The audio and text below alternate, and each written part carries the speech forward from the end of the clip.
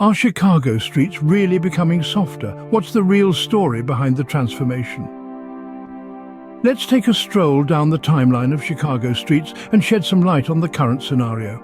We've got a mix of key players here, each leaving their distinctive marks on the city's streets.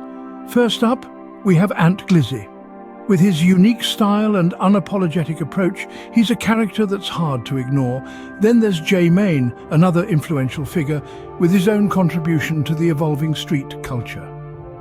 Say, Cheese TV, on the other hand, has been the lens through which we've viewed much of this transformation, capturing the raw essence of the streets. And let's not forget FBG Butter, an integral part of the narrative, adding his own flavour to the mix. But here's the twist in the tale. Ever since Von, there's been a shift in the landscape. The streets of Chicago, once known for their hard exterior, are perceived to be becoming softer. But what's the truth behind this perception? Stay tuned as we delve deeper into the events that have shaped the current narrative. The infamous interview that shook Chicago's street culture. Let's unravel the truth. In the heart of the Windy City, a controversial event unfolded that sent ripples through the street culture community.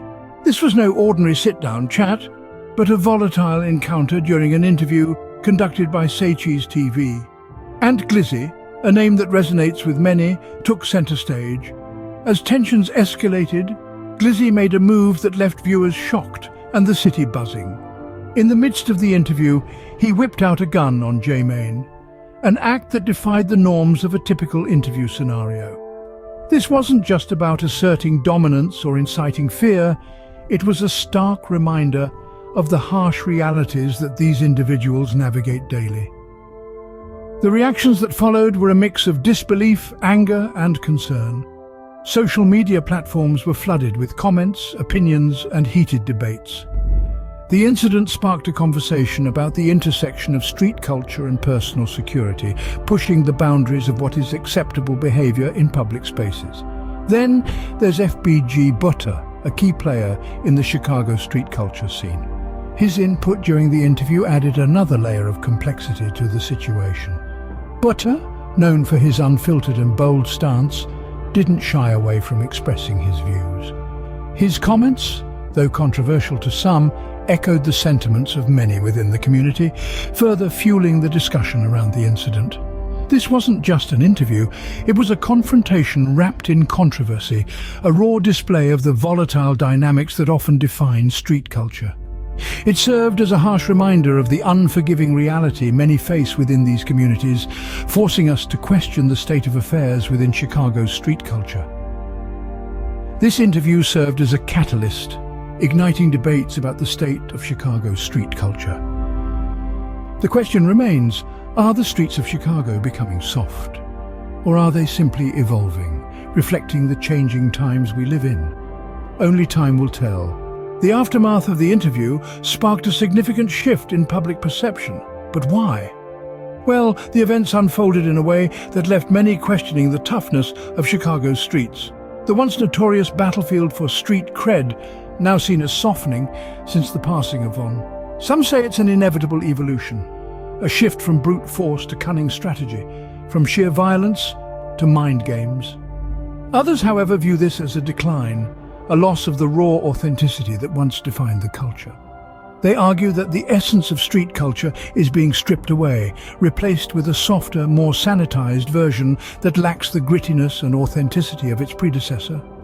But is it really a bad thing?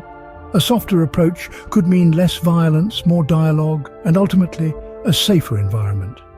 The impact on Chicago's street culture is palpable, but it's a complex issue that's far from black and white. The transformation is undeniable, but the question remains, is this change a sign of progress or regression? Your opinion counts in this ongoing narrative about the state of Chicago's streets. In this era of constant change, it's important to remember that the power to shape the future of street culture lies in each one of us. As we've navigated through the evolution of Chicago streets, the interview controversy, and the subsequent public perception, we've been presented with a multitude of perspectives, each equally valid and thought-provoking. But what does this mean for you?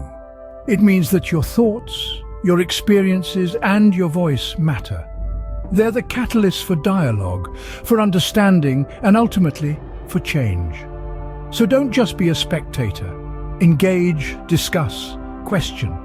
Constructive conversations can bring about a better understanding of the complexities of street culture. And who knows, your insights might just be the spark that lights the path forward. Join the conversation and let your voice be heard. Comment your thoughts, like this video if you found it informative, and don't forget to subscribe for more insights into street culture.